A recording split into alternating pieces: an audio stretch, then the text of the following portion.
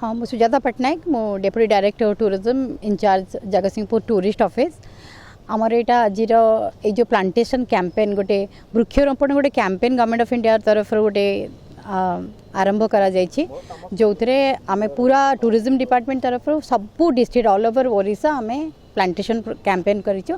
एटा आज जगतसिंहपुर आम कलु जगतसिंहपुर आम ये वृक्षरोपण करूँ जोटा सब एनवायरनमेंट फ्रेंडली गछ गुड़ा रोचे परिवेश सुरक्षा पे। आज आम ये आंब गछ बौल गछ निम्ब गछ अँला गछ आउ जामुकोली गछ ये पणस गछ इवेन आम आज ये रोपण करूँ। आज आम सांगे एडीएम सार थिले कलेक्टरेट ऑफिस एडीएम सार थिले डीएसएसओ सार थिले कल्चर ऑफिसर थिले आम डीआईपी सार थिले।